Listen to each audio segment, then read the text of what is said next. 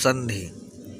संधि कहते हैं सम प्लस धी। शब्द का अर्थ है संधि। शब्द का अर्थ है मेल या जोड़, यानी कि मिलाना। जब दो वर्ण पास पास में आते हैं और उनके मेल से जो विकार उत्पन्न होता है, जो परिवर्तन होता है, वह संधि कहलाता है।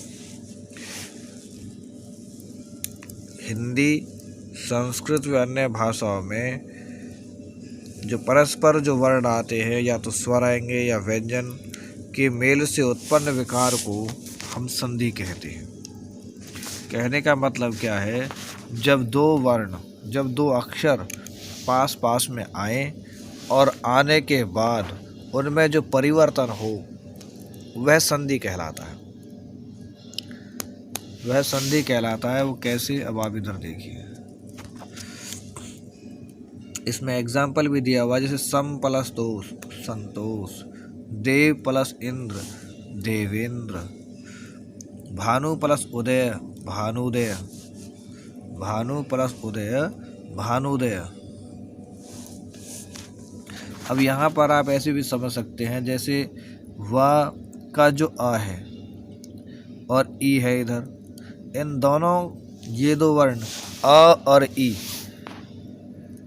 इधर अ प्लस ई, दोनों की जगह पर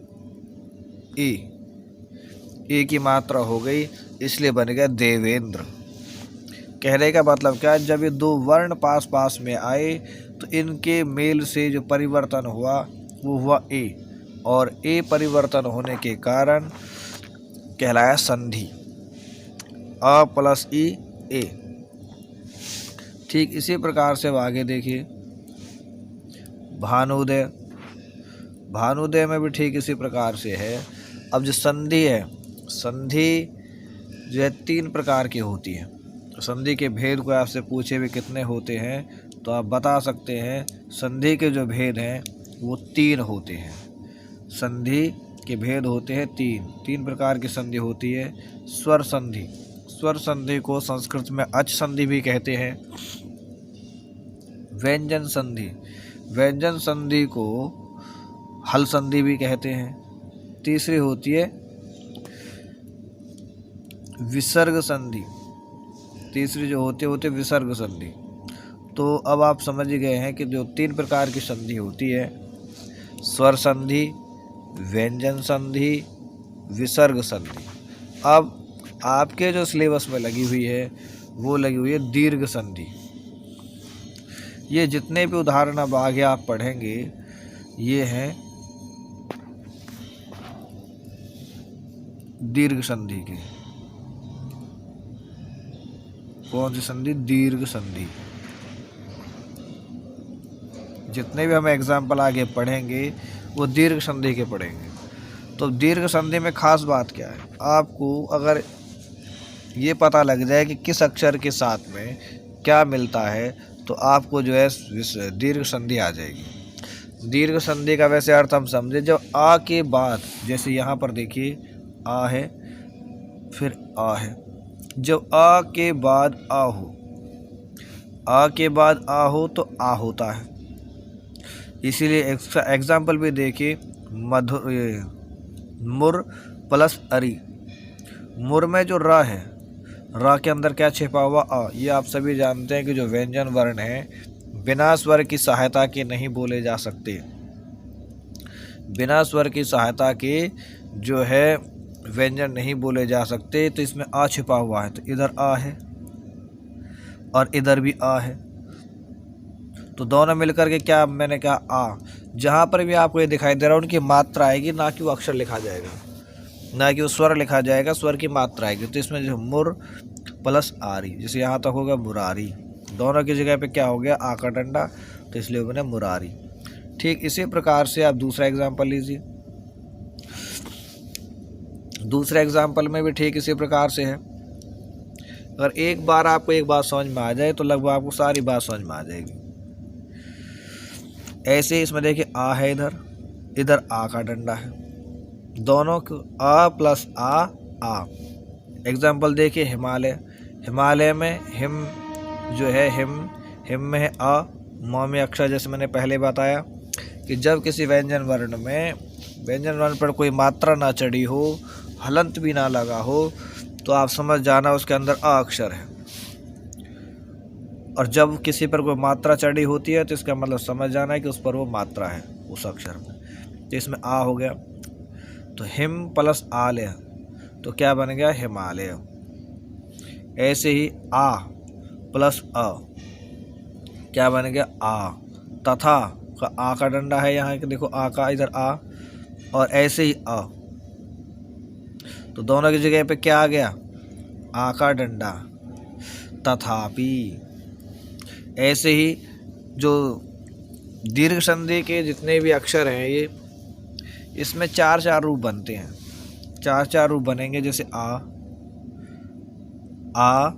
प्लस आ बराबर हो गया आ, यानी कि दया, दया का आ हो गया। इधर देखिए दया का आ, ठीक इधर भी आ का आ, तो क्या बनेगा? दयानंद, दयानंद। ठीक इसी प्रकार से एग्जाम्पल देखिए, विद्या प्लस आलय विद्यालय, इसी का एग्जाम्पल। अब मैंने जैसे बताया, देखो दीर्घ संधि में दीर्घ संधि में आपको इसमें जो विशेष रूप से पढ़ने हैं, इसमें केवल 3 अक्षरों के रूप आ, ई और ऊ, एक होता है री। ये 4 अक्षर हैं। इन 4 अक्षरों के ही रूप आपको मिलेंगे, और इनमें से जो पहले आ ई ऊ, इनके जो है 4 रूप होते हैं। री के केवल एक ही रूप आपको मिलेगा, एक ही प्रकार के एग्जाम्पल मिलेंगे कहीं पर। वो आप इधर देखिए, ऐसे ही जैसे पहले था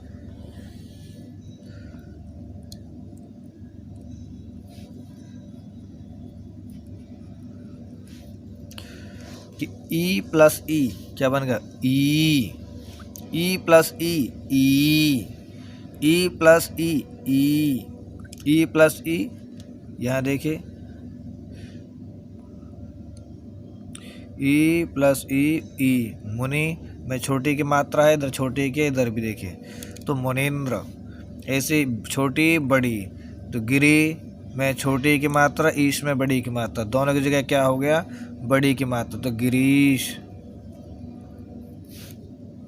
ऐसे बड़ी मही में, छोटी इंदु में, तो मही प्लस इंदु महिंदु, तो दोनों की जगह क्या आ गया? बड़ी महिंदु। ठीक इसी प्रकार से और भी आप जो है, चौथा इसका जो रूप है, चौथा जो इसका रूप है, आप उसको ऐसे भी समझ सकते हैं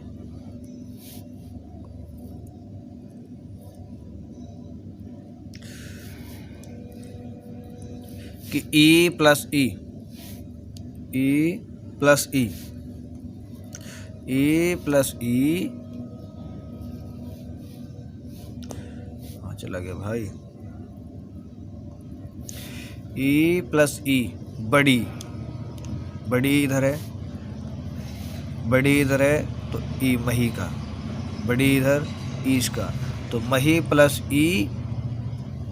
प्लस ईशा महिषा, यानी कि बड़ी हो जाएगा। ऐसे ही ऊ का समझना है।